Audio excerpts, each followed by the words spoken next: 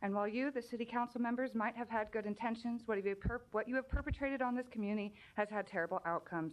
Your staff supplied 85 pages of absolute propaganda based on outright lies and manipulated data. All of the studies related to masks slowing the spread of COVID-19 are not randomized controlled studies. They were not evaluated for risk of bias. They all were limited in the fact that they could not evaluate actual levels of compliance. Many were funded by organizations with history of fraud, manipulated and withheld data, and authors that declared conflicts of interest, i.e. receiving monetary incentive outside of the study. Almost everything else was anecdotal. One interesting piece in there discussed reduced inoculation from wearing masks. Note this is by design. If everyone can get side effect-free immunity through frequent exposures without a mask, then there's no need for a vaccine. We, however, have provided 10 times the number of studies providing established and well-supported evidence predating 2020 as well, that masks not only don't help, but when worn by the public almost all improperly in contaminated environments make the situation worse. In fact, when you examine the actual risks of masks rather than just the faked benefit, you'll find that this is hurting our children and community, and that's on those of you who voted for it. No one here has discussed the fact that these masks contain Teflon and other chemicals.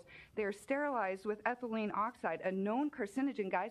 The mask that Ben Gray, is wearing is one of the commercial masks. You can look up the U.S. patent. It contains PTFE.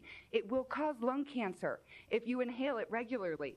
Cloth masks are completely useless against a virus and also very dangerous. Rebreathing your own viral debris is dangerous, and the oxygen deprivation children suffer wearing masks all day will certainly cause brain damage. All for a virus with a 99% survival rate. So while you all carry on about positive rates, I'm going to throw this one up for the time being, so you can see that. So while you guys all carry on about positive tests, in fact, Dr. Mike Yeadon, former Vice President and Chief Science Officer for Pfizer for 16 years, stated a true positive does not necessarily indicate the presence of viable virus.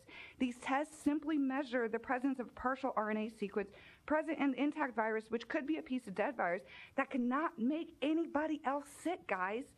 If you're asymptomatic, you're not spreading the virus to anybody. We need to stop testing people that are asymptomatic. The claim was to implement this mandate in order to reduce the spread of COVID-19. It's been nearly 3 months, and you've not reduced the spread of COVID-19. And compliance is visibly high. Maybe not in this room today, but that's because we've actually worked together to get here. If even the common cold can result in a positive test, you will never reach the metrics you plan to implement. You guys are asking for less than 50 cases in a 2-week period. It's never going to happen. We did not elect your advisors. They do not get to determine how we live our lives, and we have a right to choose our own preventative measures and treatments.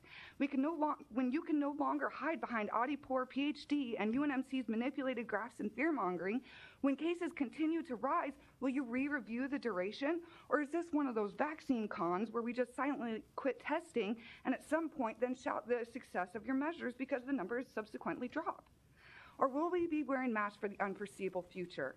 If you cannot keep your oath to our Constitution, if you cannot be honest, if you cannot put our children and community above this agenda, you should recuse yourself. I may look like one mom, but I speak for thousands. I'm the co-founder of several groups containing up to 30,000 people, guys, and we all disagree with you.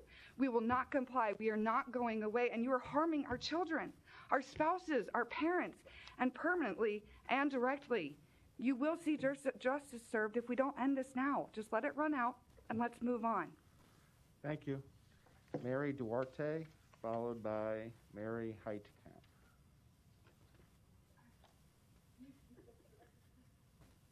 Mary Duarte?